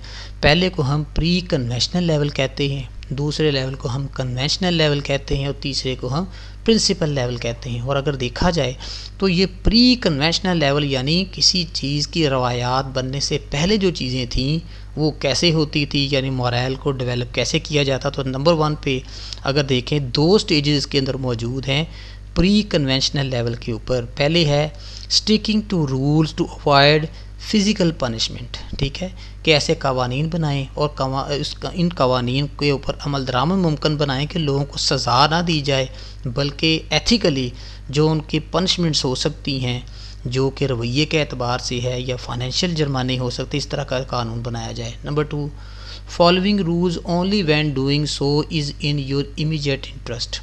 अगर कानून बनते हैं और सिर्फ उन्हीं कवानीन पे अमल दरामद हो सकता है जो आपके इंटरेस्ट में हो तो यही इदारों के लिए बेहतर होता है। आप ऐसे कवानीन बिल्कुल ना बनाएं कि जिसके फ़ायदे नहीं होते, बल्कि और उलट उन चीज़ों का कोई रिएक्शन सामने आ जाता है जिसकी वजह से ऑर्गेनाइजेशनल जो परफॉर्मेंस है वो लो या स्लो डाउन हो जाती है। इस तरह फिर है कन्वेंशनल, यानी जब रवायात बनना शुरू हो गई, ये दूसरा दौर था, यानी दूसरी स्टेज है कि जहाँ पे आप मोरल के लिए कुछ चीज़ें जो है वो सिलेक्ट करते हैं, कुछ कवानीन मुरतब करते हैं। वो क्या हैं? Living up to what is expected by people close to you, यानी उस कम से कम लेवल को ज़रूर अडॉप्ट कर लें जिसमें लोग आपके साथ रहते हुए आपके साथ ज़हनी तौर पे मैच कर जाएं या उन चीज़ों को कबूल कर लें। 4th स्टेज है maintaining conventional order by fulfilling obligations to which you have agreed. अब यहाँ पे कवानीन की बात आ गई। पहले तो था कि किसी को एथिकली सपोर्ट कर देना, अब जब ये कानून बन गए प्रॉपर तो फिर आपकी तरह बाकी लोग भी इन बने हुए कवानीन को फॉलो करना शुरू हो जाए। तो यही बेसिकली एक सिविलाइज्ड सोसाइटी होती है कि जहाँ पे कानून का इतलाक़ होता है, ऐसे कवानीन बनाए जाते हैं जो यूनिवर्सली एप्लीकेबल हों और सारी सोसाइटी इसको अवॉइड बाय करे विदाउट एनी कॉन्ट्राडिक्शन। प्रिंसिपल और कानून प्रॉपर कहाँ पे बन गए फिर? बेसिकली वो स्टेजेस के जिसमें किसी आइडिया को डेवलप किया जाए और उस आइडिया से लेके उस आइडिया के कानून बनने तक का दरमियानी अरसा जो होता है उसको कॉन्सेप्शन कहते हैं। तो यहाँ से कन्वेंशन से लेके प्रिंसिपल तक देखें कि चीज़ें रिफाइंड होती हुई ऊपर की तरफ जा रही हैं। तो 5 स्टेज पे क्या, स्टेज 3 पे जो पहला 5वां पॉइंट है, वैलिंग राइट्स ऑफ अदर्स, आप अहमियत दें कि बाकी लोगों के हकूक़ क्या हैं और उनको भी वही हकूक़ दें या इस तरह के जेस्चर दें जैसे आप अपनी चीज़ों के मतलब सोचते हैं। And up holding absolute values, और ऐसी वैल्यू डिसाइड करें जो एब्सोल्यूट हों, हर जगह पे काबिल कबूल हों। And rights regardless of the majority opinion, और इस तरह के हकूक़ का तयन करें जिसमें मेजॉरिटी लोगों की उस चीज़ को एक्सेप्ट कर ले, आपके साथ किसी किस्म के डिफरेंस ऑफ ओपिनियन की तरफ ना जाए। और लास्ट पॉइंट है इसके अंदर, following self chosen ethical principles, खुद से बनाए हुए कवानीन में से अपने आप उसको कवानीन की शक्ल दें और अपने ऊपर भी लागू करें, ख़ुद भी उन कवानीन को फॉलो करें। जब एक किसी ऑर्गेनाइजेशन का हेड कवानीन को फॉलो करता है तो उसके नीचे काम करने वाले सारे लोग ही उस कानून को अहमियत देने लग जाते हैं। और अगर अदारों के सरबराह जो है ऐसे कवानीन को, रूल्स एंड रेगुलेशन को अहमियत नहीं देते तो उनके नीचे काम करने वाले लोग भी वैसे ही अपना रवैया अख्तियार करते हैं और कवानीन को तोड़ना अपना इस्तेहकाक समझते हैं। Factor that affect the employee ethics, अब वो जो हमने पहले बात की है कि इसकी जो 5 स्टेजेस होती हैं उसमें से हम देखेंगे स्टेज ऑफ मॉरल डेवलपमेंट। जो मॉरल डेवलपमेंट है इसको 4 हिस्सों में हम तकसीम करते हैं, और वो 4 हिस्से क्या हैं?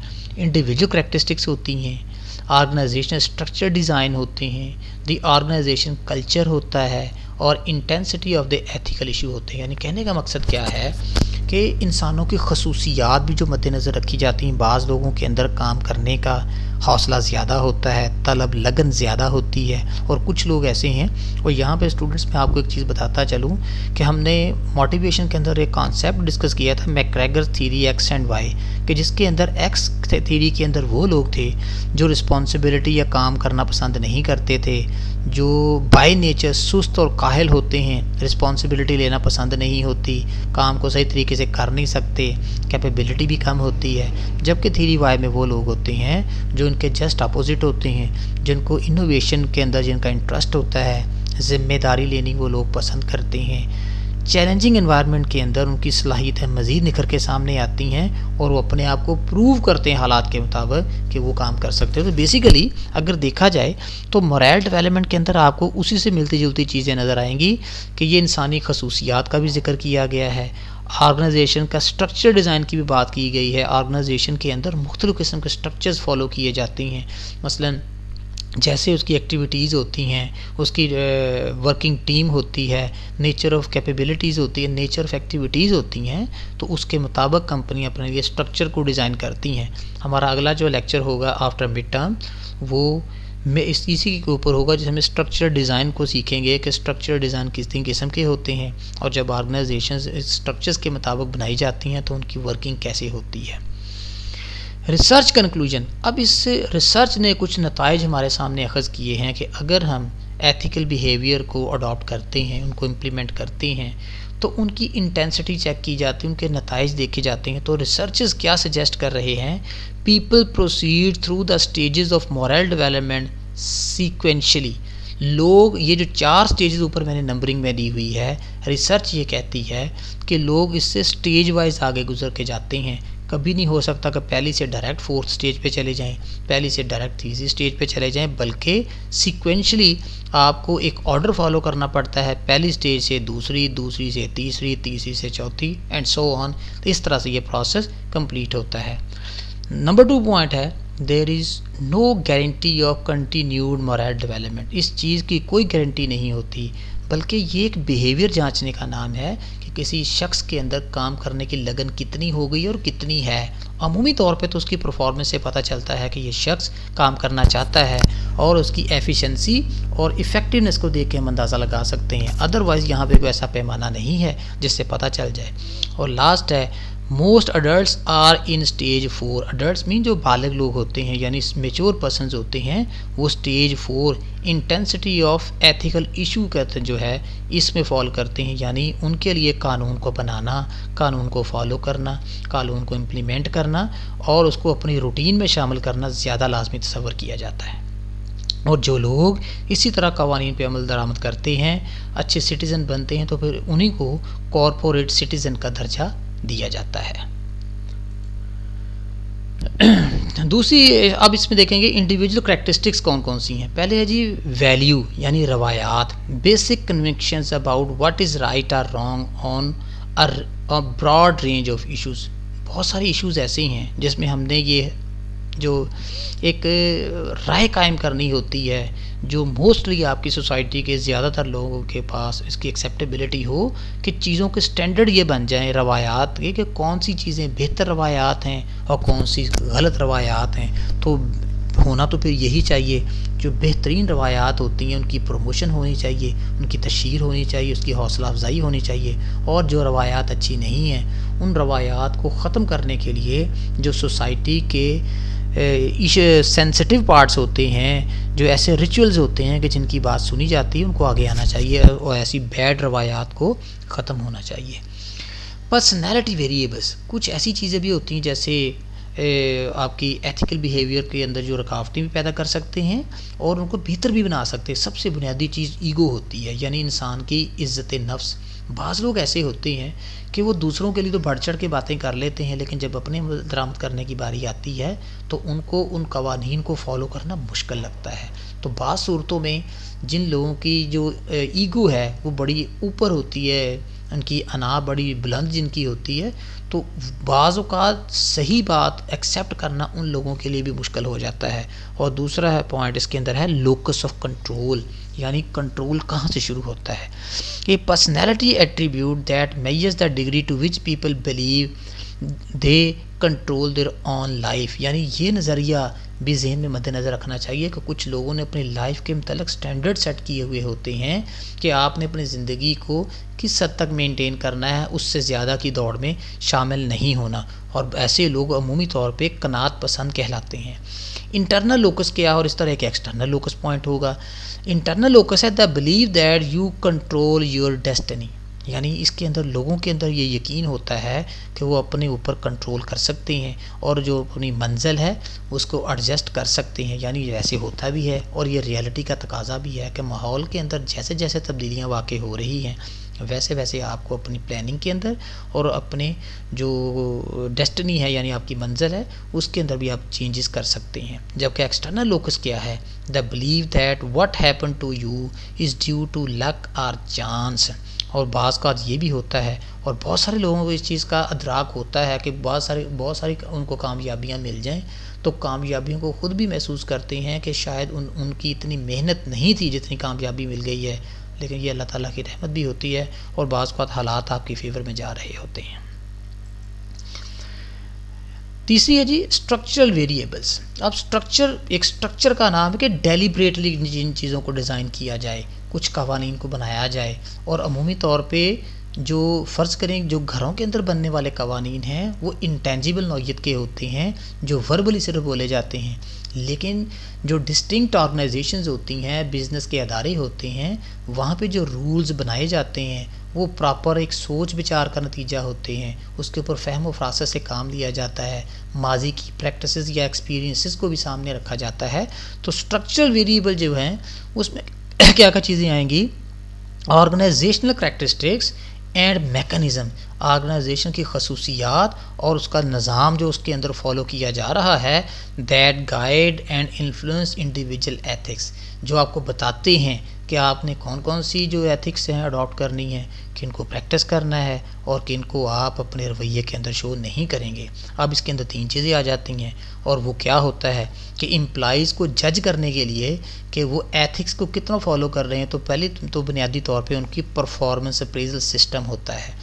अब ये परफॉर्मेंस अप्रेजल सिस्टम क्या होता है, ये किसी को जज करने का, किसी को प्रमोट करने से पहले का उसकी एफिशिएंसी जांचने का तरीक़ेकार होता है, जिसमें मुख्तलिफ़ किस्म की चीज़ों को प्रिंसिपल रूल्स बना लिया जाता है। मसलन जिसके अंदर कि उस एक एम्प्लॉई ने कानून को कितना फ़ॉलो किया, टाइम की पाबंदी कितनी की, जो एक्टिविटीज़ उसने परफॉर्म की हैं उसका एक्यूरेसी लेवल क्या है, उसकी लर्निंग क्या है, उसका स्किल क्या रही है, उसका बिहेवियर कैसा रहा है। तो इन तमाम चीज़ों को बुनियाद बनाते हुए अप्रेजल की जाती है। जो स्कोर वो बंदा करता है फिर उसको बेंचमार्क के साथ आप कंपेयर करके तो बता सकते हैं कि उसकी परफॉर्मेंस कैसी रही है। रिवार्ड एलोकेशन सिस्टम भी ये होता है कि जो लोग अच्छा परफॉर्म करते हैं उनके पीरियडिकली फिर फाइनेंशियल जो है उनको रिवार्ड दिए जाते हैं या एनुअल बोनस उनको दे दिए जाते हैं ताकि उनकी हौसला अफजाई हो सके। और तीसरा होता है behaviours of managers, ethical behaviour, यानी बोलने का अंदाज़, बिहेव करने का अंदाज़, महसूस करने का अंदाज़ तो प्रॉपर प्रोफेशनल होना चाहिए। और इसकी भी उनको ट्रेनिंग दी जाती है कि what are the ethical standards for the managers to follow, कि कौन कौन से ऐसे स्टैंडर्ड बना दिए गए हैं उनकी वजाहत कर दी जाती है। और अगर उनको इसका पता ना चल रहा हो तो प्रैक्टिकली ट्रेनर हायर किए जाते हैं जो उनको इन चीज़ों के मतलब बताते हैं। फोर्थ इशू जो है ये ऑर्गेनाइजेशन कल्चर है कि ऑर्गेनाइजेशन का जो कल्चर होता है वो ऐसा बनाना चाहिए कि जिसके अंदर अडॉप्टेशन हो, लोग एक दूसरे के साथ चीज़ों को शेयर करके चल सकें, शेयर्ड प्लानिंग होनी चाहिए, शेयर्ड उनके कॉमन ऑब्जेक्टिव्स होने चाहिए और जो कवानीन बने वो भी उनकी जो है मसलहत को मद्देनज़र रखते हुए और डिस्कशन के साथ किसी चीज़ के ऊपर डिफरेंस ऑफ एग्रीनेस होनी चाहिए, सेंस ऑफ एग्रीनेस होनी चाहिए कि चीज़ों के ऊपर आप वजाहत करें, चीज़ों को डिस्कस करें, मिलजुल के कवानीन बनाएं और फिर सारे मिलके एक ऐसी सेंस डेवलप करें कि उन बने हुए कवानीन को सब ने फॉलो करना है।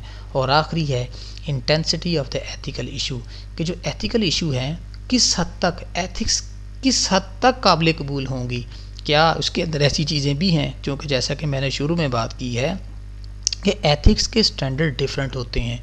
कुछ चीज़ें लोगों के लिए काबिल कबूल होती हैं और सोसाइटी टू सोसाइटी ये स्टैंडर्ड जो होते हैं ये वेरी करते हैं। मसलन जो चीज़ हमारे यहाँ पे बुरी समझी जाती है हो सकता है कि यूरोपियन स्टैंडर्ड्स के मुताबिक वो सही हो, और बाकी कुछ चीज़ें जो यूरोप में सही समझी जाती हैं हो सकता है कि उसकी वैल्यू हमारी सोसाइटी के अंदर ना हो। तो ये 5 इश्यूज़ ऐसे थे जो अफेक्ट करते हैं एम्प्लॉय के एथिकल बिहेवियर के ऊपर, और अगर हम इनको रिफ़ाइन करते हैं, इनके ऊपर फोकस करते हैं तो एम्प्लॉइज़ के और एज़ वेल एज़ ऑर्गेनाइजेशन की जो वर्किंग है, जो एथिक्स हैं, इनको इम्प्रूव किया जा सकता है और प्रैक्टिसेस को बेहतर बनाया जा सकता है।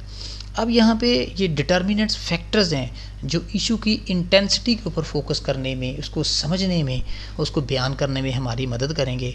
इशू इंटेंसिटी जैसे कि पहले डिस्कस हो चुका है कि वो चीज़ कितनी काबिल अमल है, वो कितनी ज़्यादा अहमियत रखती है, अगर उसको फॉलो ना किया जाए तो नुकसानात क्या हो सकते हैं। तो यानी किसी भी चीज़ का मुकम्मल एनालिसिस का पूरा पोर्ट्रे जो है इसको इशू इंटेंसिटी कहते हैं। अब इसके अंदर 4-5 चीज़ें, मतलब पहले क्या है कंसेंसस ऑफ रॉन्ग, यानी कुछ चीज़ों पे मुत्तफिक हो जाना चाहिए कि ये चीज़ें गलत हैं, ये स्टैंडर्ड सही हैं, ये चीज़ें अच्छी हैं जिनको प्रैक्टिस कर लेना चाहिए। नंबर 2 प्रोबेबिलिटी ऑफ हार्म, कुछ चीज़ों को इस कैटेगरी में रख लेना चाहिए कि चांसेस हो सकते हैं कि ये चीज़ें आपको नुकसान दे दें। ये आगे साथ साथ मैंने इनकी प्रैक्टिकल एग्जांपल जो है ना वो शो की हुई है कि अगर ये इश्यूज़ आते हैं, अगर ये कोई पॉइंट जैसे कंसेंसस ऑफ रॉन्ग था तो इसका मतलब है how much agreements is there that this action is wrong, यानी किसी चीज़ के मतलब कितनी राय लोगों की मौजूद है, क्या गालिब अक्सरियत किसी चीज़ को बुरा समझती है या आपके चंद लोग ऐसे हैं किसी कानून को या किसी प्रैक्टिस को बुरा समझते हैं।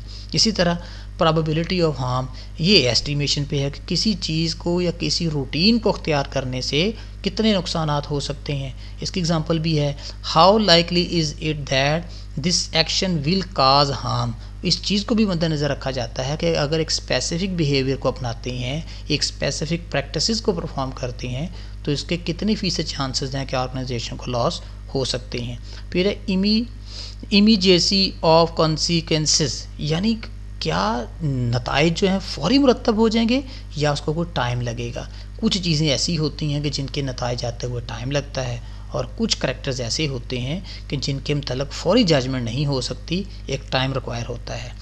इसके बाद है प्रॉक्सिमिटी टू विक्टिम्स, और ये भी अंदाज़ा लगाया जाता है कि जिन लोगों को नुकसान हो रहा है तो नुकसान किस नौइयत का हो सकता है, उसकी इंटेंसिटी क्या होगी, क्या वो काबिल कबूल हद तक होता है नुकसान, या ऐसे हो जाएगा कि जो आगे जाके डिफरेंस ऑफ ओपिनियन का बायस बन जाएगा।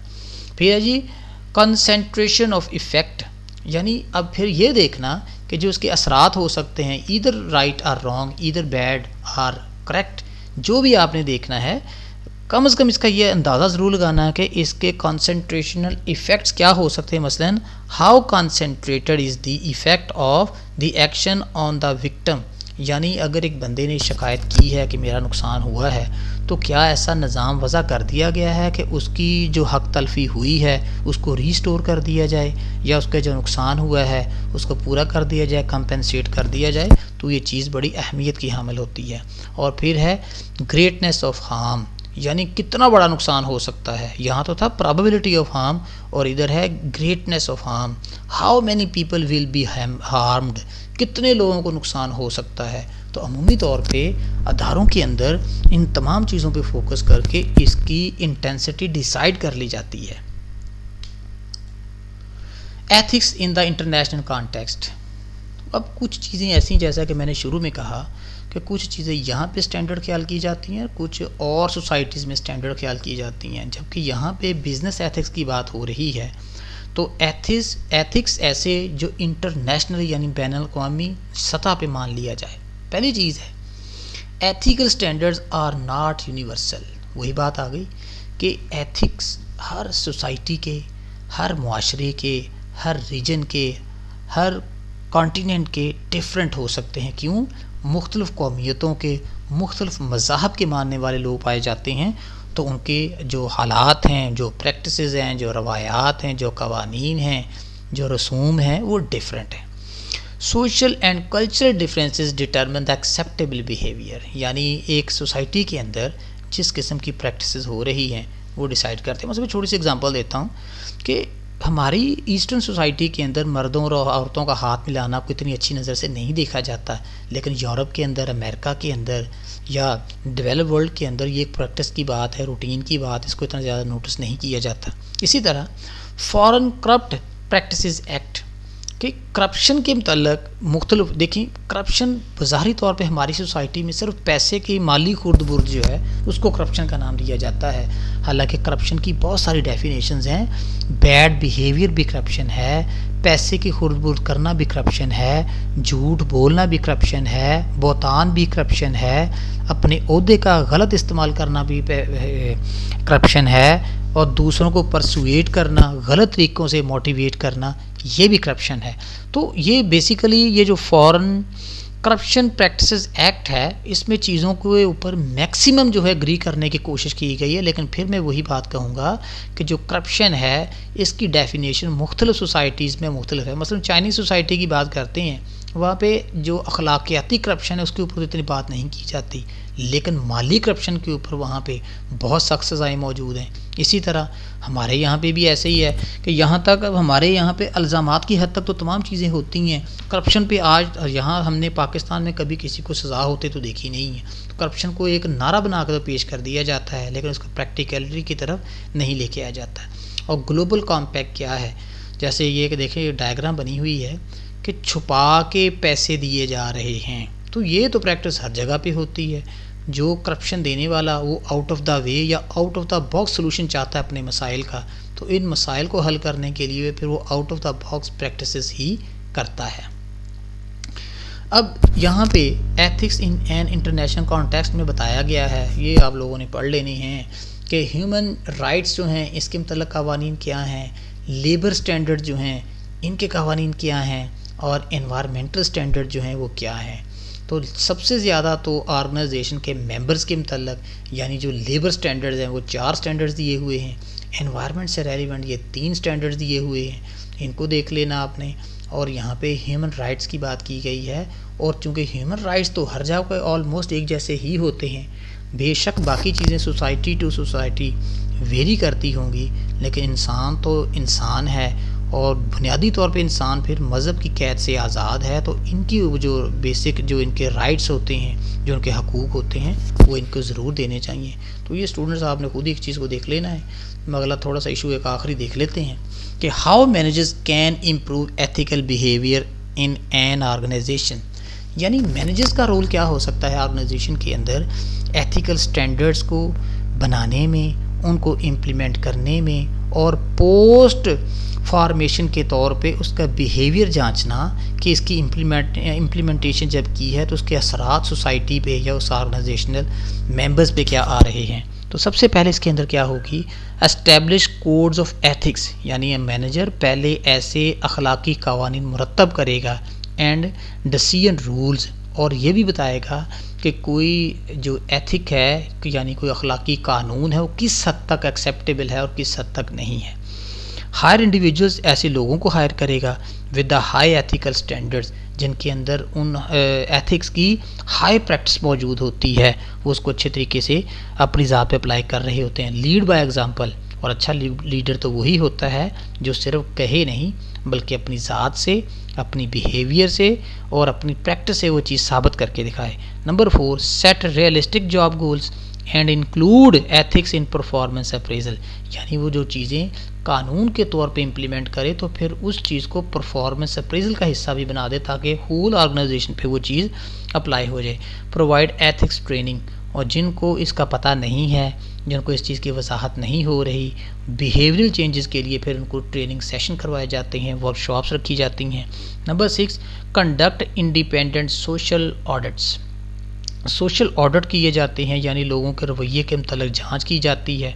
इसमें दोनों मेथड यूज़ होते हैं, डायरेक्टली भी लोगों के रवैये की ऑब्जर्वेशन हो सकती है और इनडायरेक्टली भी हो सकती है। वैसे डायरेक्ट ऑब्जर्वेशन के अंदर तो लोग फिर अच्छा ही बिहेव करते हैं, फ़ायदा तो फिर होता है कि किसी बंदे की मतलब सेंसेस में भी ना हो और इनडायरेक्टली उसको मेजर कर लिया जाए, उसको जो है वो लुक आफ्टर कर लिया जाए, तो ये ज़्यादा बेहतर होता है। और आखिरी पॉइंट है, provide support for individuals facing ethical dilemmas, यानी लोगों को जिनको कानून के ऊपर अमल दरामद में मसाइल होते हैं या कवानीन की समझ नहीं होती या बारहा गलती करते हैं, तो उनके लिए एक ऐसा डिलेमा, एक ऐसा निज़ाम तरतीब देने की ज़रूरत है कि जिसके अंदर उनको एक रूटीन पे चला लिया जाए, और अगर वो उस निज़ाम के तहत चलने की कोशिश नहीं करते तो उनको फिर एक्सपेल आउट कर दिया जाए। जी स्टूडेंट्स, हमारा आज का ये टॉपिक ख़त्म हुआ।